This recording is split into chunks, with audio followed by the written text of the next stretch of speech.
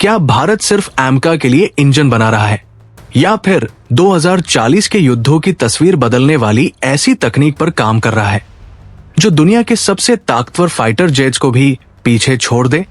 सोचिए, एक ऐसा इंजन जो उड़ान के दौरान खुद तय करे कि उसे ज्यादा स्पीड चाहिए, ज्यादा रेंज चाहिए या फिर लेजर हथियार चलाने के लिए भारी मात्रा में बिजली और कूलिंग।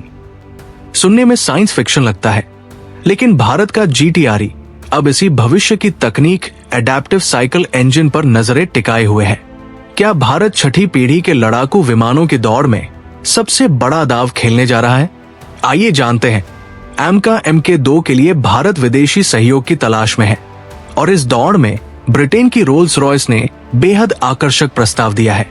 इस प्रस्ताव के तहत सिर्फ इंजन नहीं बल्कि भारत में पूरा एरो इंजन इकोसिस्टम विकसित करने की बात की गई है, यानी डिजाइन, मैन्युफैक्चरिंग, टेस्टिंग और आफ्टर केयर सुविधाएं भी भारत में स्थापित की जा सकती है। अगर ये सौदा सफल होता है तो ये भारतीय रक्षा इतिहास के सबसे बड़े टेक्नोलॉजी ट्रांसफर में से एक साबित हो सकता है। Adaptive cycle engine explained. लेकिन असली कहानी यहीं से शुरू होती है। GTRE अब एडेप्टिव साइकिल इंजन यानी एस तकनीक पर भी अध्ययन कर रहा है। पारंपरिक टर्बोफैन इंजन या तो अधिक थ्रस्ट के लिए बनाए जाते हैं या बेहतर ईंधन दक्षता के लिए, लेकिन एडेप्टिव साइकिल इंजन दोनों काम कर सकता है। मिशन की जरूरत के अनुसार ये उड़ान के दौरान एयर फ्लो को बदल सकता है।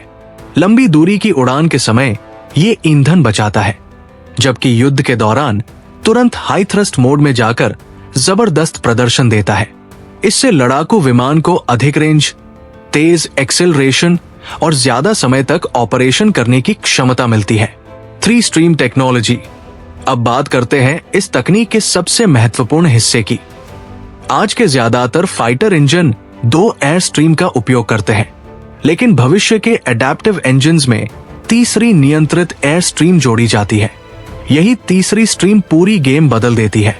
ये ईंधन दक्षता बढ़ाती है, ज्यादा इलेक्ट्रिकल पावर पैदा करती है और सबसे महत्वपूर्ण, अत्याधुनिक इलेक्ट्रॉनिक्स को ठंडा रखने के लिए अतिरिक्त कूलिंग प्रदान करती है। Future warfare. भविष्य के फाइटर जेट सिर्फ मिसाइल लॉन्च करने वाली मशीनें नहीं होंगे, वे उड़ते हुए डेटा सेंटर बन जाएंगे। इनमें artificial intelligence processor, advance sensor network, शक्तिशाली इलेक्ट्रॉनिक वारफेयर सिस्टम और यहां तक कि लेजर तथा माइक्रोवेव जैसे डायरेक्टेड एनर्जी वेपन्स भी लगे होंगे। इन सभी को भारी मात्रा में बिजली और अत्यधिक कूलिंग की जरूरत होगी और यही काम एडेप्टिव साइकिल इंजन की तीसरी एयर स्ट्रीम करेगी। इसके बिना भविष्य के लेजर हथियारों का प्रभावी इस्तेमाल लगभग असंभव माना जाता है। Rolls Royce and GCAP। दिलचस्प बात यह है कि रोल्स रॉयस पहले से ही ब्रिटेन, इटली और जापान के ग्लोबल कॉम्बैट एयर प्रोग्राम यानी GCAP में ऐसी तकनीकों पर काम कर रही है। इसी अनुभव को लेकर GTRE और रोल्स रॉयस के बीच शुरुआती चर्चाएं भी हो चुकी है। Why it matters for India. भविष्य के युद्धों में फाइटर जेट्स को हाइपरसोनिक मिसाइलें, लंबी दूरी के स्टैंड ऑफ हथियार और सहयोगी ड्रोन स्वॉर्म साथ लेकर उड़ना होगा। इसके लिए सिर्फ ताकतवर इंजन नहीं, बल्कि ऐसे इंजन चाहिए जो एक साथ थ्रस्ट, बिजली और कूलिंग तीनों उपलब्ध करा सकें। यानी आने वाले समय में इंजन सिर्फ प्रोपल्शन सिस्टम नहीं होंगे, बल्कि पूरे विमान के पावर स्टेशन बन जाएंगे। भारत के लिए ये सिर्फ एक तकनीकी परियोजना नहीं, बल्कि रणनीतिक आवश्यकता है। एमका के लिए स्वदेशी इंजन बनाना पहला कदम है, लेकिन एडेप्टिव साइकिल इंजन जैसी तकनीकों में अभी से निवेश करके भारत छठी पीढ़ी के लड़ाकू विमानों के युग के लिए खुद को तैयार कर रहा है। अगर भारत इस तकनीक में महारत हासिल कर लेता है तो आने वाले दशकों में उसकी वायु शक्ति विदेशी निर्भरता से मुक्त, तकनीकी रूप से आत्मनिर्भर और दुनिया की सबसे उन्नत ताकतों में शामिल हो सकती है। आपका क्या मानना है?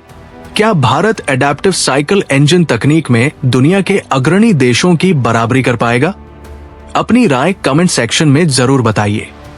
अगर वीडियो पसंद आया हो तो लाइक करें, चैनल को सब्सक्राइब करें और बेल आइकन दबाना न भूलें। जय हिंद।